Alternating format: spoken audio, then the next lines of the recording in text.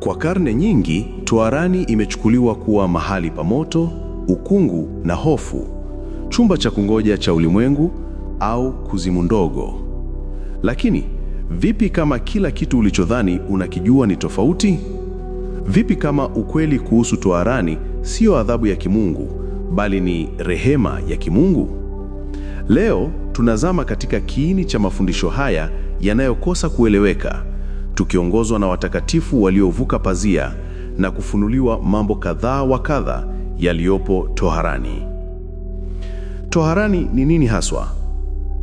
Katekismu ya Kanisa Katoliki inaeleza toharani kama usafisho wa mwisho kwa wale wanaokufa wakiwa katika neema ya Mungu, lakini bado hawajakamilika katika usafi.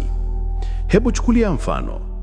Umealikwa kwenye karamu ya harusi ya mfalme na upo tayari kuhudumiwa. Una tiketi yako, lakini umejaa matope na vumbi la safari yako.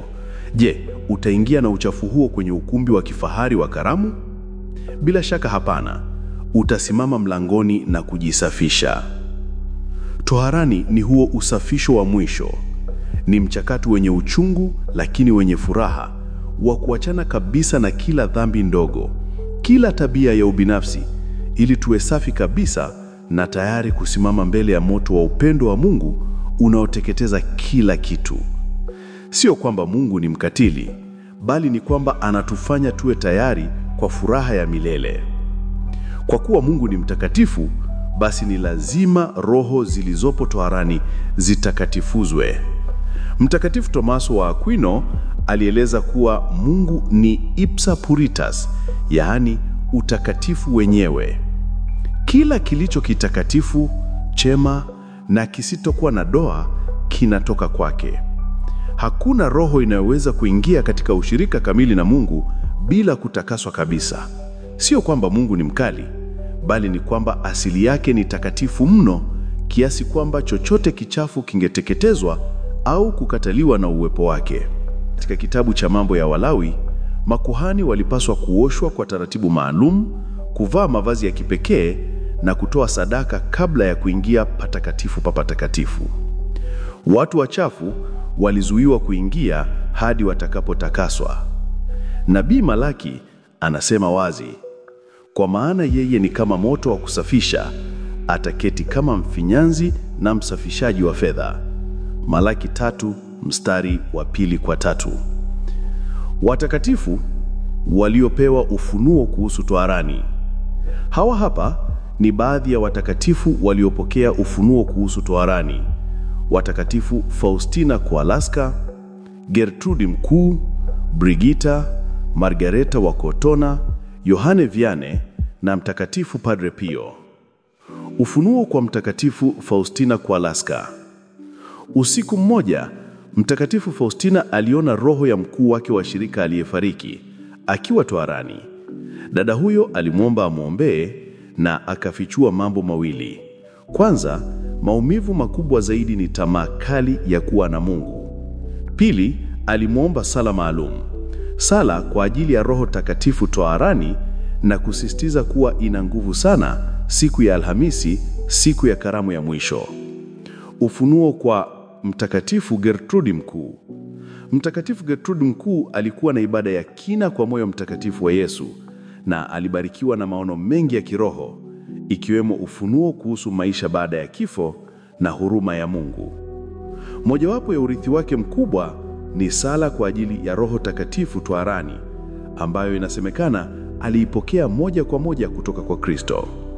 Katika moja ya maono hayo, Yesu alimwambia kuwa sala hii ikisalwa kwa moyo wa ibada inaweza kukomboa roho nyingi za toharani na kuwapeleka katika furaha ya milele.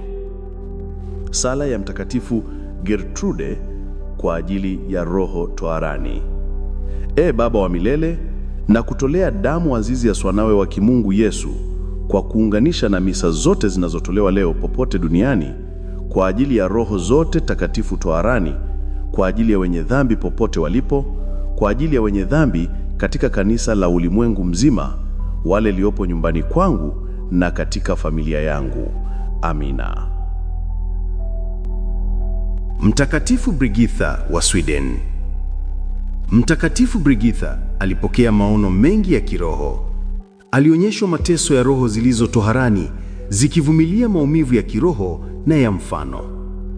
Aliona roho iliyozungukwa na miali ya moto ikilia kwa maombi ya msaada. Aliambiwa kuwa roho hiyo ilikufa ikiwa katika neema ya Mungu, lakini haikuwa imefanya toba kamili kwa dhambi za duniani.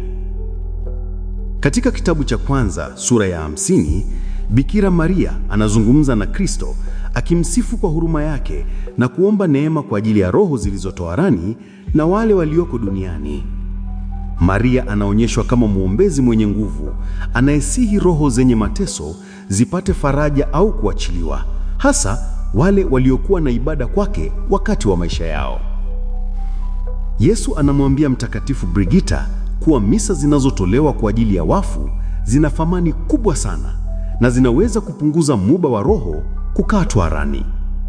Pia anasisitiza kuwa matendo ya huruma, kufunga na toba yanayofanywa na walio hai yanaweza kuwasaidia wafu. Mtakatifu Gregori Mkuu na misa 30 mfululizo kuombea marehemu. Mtakatifu Gregori anahusishwa na chimbuko la misa za Kigregori. Takribani mwaka 590 baada ya Kristo, katika monasteri ya Mtakatifu Andrea mjini Roma, ambayo Gregori alianzisha katika jumba la kifamilia, kulikuwepo mtawa aitwaye Justus aliyefariki. Alikuwa ameficha sarafu 3 za dhahabu, kinyume na nadhiri ya ufukara. Gregori, akiwa na wasiwasi mkubwa juu ya wokovu wa roho ya mtawa huyo, aliamuru misa 30 mfululizo zisaliwe kwa ajili yake, moja kila siku bila kukatizwa. Katika siku ya 30, ndugu Justus alijitokeza kwa mtawa mwingine akitangaza kwamba alikuwa ameokolewa kutoka toharani na kuruhusiwa kuingia mbinguni. Tangu wakati huo, kanisa limeendeleza desturi ya misa za Kigregori. Misa 30 mfululizo kusaliwa kwa ajili ya roho moja iliyofariki. Hazipaswi kukatizwa. Ikikosekana siku moja, mlolongo huanza upya. Waamini wanaamini misa hizi zina nguvu ya pekee katika kuachilia roho kutoka toharani. Mtakatifu Margareta wa Cortona na mateso yaliyofunuliwa. Mtakatifu Margareta aliambiwa na Kristo kuwa mateso makuu matatu ya toharani ni: 1, kucheleweshwa kwa maono ya heri. Roho huona utukufu wa Mungu lakini haiwezi kuungana naye bado. 2, ufahamu wa dhambi. Roho hutambua kwa uwazi kabisa ubaya wa kila dhambi iliyotenda na jinsi ilivyomkosea Mungu aliye upendo usio na mipaka. 3, upendo wa Mungu mwenyewe. Roho sasa ikimpenda Mungu kwa ukamilifu, hutaka kutakaswa, ikikubali maumivu kama ya haki na lazima. Hii inaonyesha mateso sio kisasi, bali ni upasuaji wa upendo. Watakatifu wengi kama Mtakatifu Yohane Vianney na Mtakatifu Padre Pio walikuwa na mawasiliano ya mara kwa mara na Roho Takatifu toharani. Padre Pio waliwataja kwa upendo kama marafiki wangu wadogo, maskini na wasiojiweza. Roho hizi zilimuomba sala na misa ili waachiliwe.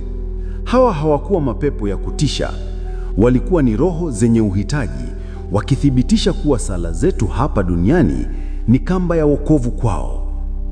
Ukweli kuhusu toharani ni ujumbe wa tumaini na ushirika. Unatuambia kuwa huruma ya Mungu ni kuu kiasi kwamba haituachi kwa sababu ya mapungufu yetu.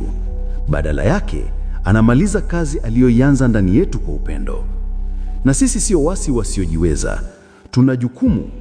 Tunaweza kuwasaidia wapendwa na Roho Takatifu kwa njia hizi: sadaka takatifu ya misa, sala yenye nguvu zaidi, sala hasa sala ya pumziko ya milele, indulgency, kutumia fadhili za Kristo na watakatifu, kutoa mateso na toba zetu wenyewe kwa ajili yao.